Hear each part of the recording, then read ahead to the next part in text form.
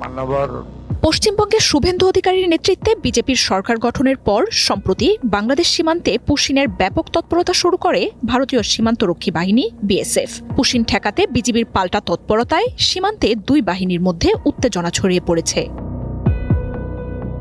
এমন পরিস্থিতিতে গত সোমবার দিল্লিতে 4 দিনের মহাপরিচালক পর্যায়ের বৈঠকে বসে দুই বাহিনী। শুক্রবার বিএসএফ এর বিবৃতিতে দিল্লির বৈঠকে সব ধরনের চোরাচালান সহ আন্তঃসীমান্ত অপরাধ বন্ধে দুই বাহিনীর মধ্যে কার্যকর আলোচনা হয়েছে বলে জানানো হয়। ভবিষ্যৎ হোক নিরাপদ, বিনিয়োগ হোক বিশ্বস্ত, আর আমার পছন্দ সল্ট বে। ওয়েলকাম টু সল্ট বে। এছাড়াও অবৈধভাবে সীমান্ত পারাপার, সন্ত্রাসবাদ সহ সীমান্ত হত্যা, অবৈধ অনুপ্রবেশ, অবকাঠামো নির্মাণ সংক্রান্ত নানা বিষয় নিয়ে আলোচনার কথা উঠে এসেছে। বৈঠকে পারস্পরিক আস্থা বাড়ানোর পাশাপাশি সীমান্ত নিরাপত্তায় উদ্ভূত চ্যালেঞ্জ মোকাবিলায় দুই বাহিনীর জিরো টলারেন্স ও সমন্বিত পরিকল্পনার ব্যাপারে সম্মতির কথা জানায় বিএসএফ। আলোচনা ও বৈঠকের ফলাফল নিয়ে দুই পক্ষই সন্তুষ্ট বলে জানানো হয় দিল্লির পক্ষ থেকে।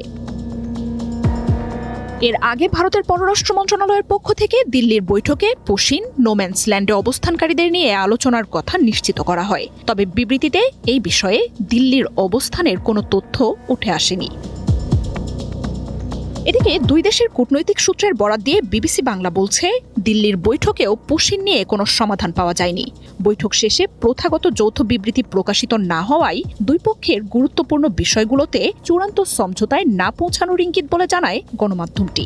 এসব বিষয় নিয়ে আলোচনা খুব একটা প্রীতিকর পরিবেশে হয়নি বলেও জানানো হয়। বাংলাদেশের পক্ষ থেকে সীমান্ত আউটপোস্ট দিয়ে পুশিনের বিরোধিতা করে আনুষ্ঠানিক নিয়ম ও প্রক্রিয়ায় বাংলাদেশি নাগরিকদের প্রত্যর্পণের কথা বলা হয় বৈঠকে। তবে নাগরিকত্ব যাচাইয়ে বাংলাদেশকে তালিকা দেয়া হলেও তা বেশ কয়েক বছর ধরে ঝুলে আছে বলে অভিযোগ দিল্লির কূটনীতিকদের তরফ থেকে। আগামী নভেম্বরে ঢাকায় ভারতীয় প্রতিনিধিদের উপস্থিতিতে বিজিবি বিএসএফ মহাপরিচালক পর্যায়ের পরবর্তী বৈঠকের কথা রয়েছে। মার্জিয়া উপমা, ওয়ান ইন্টারন্যাশনাল ডেস্ক।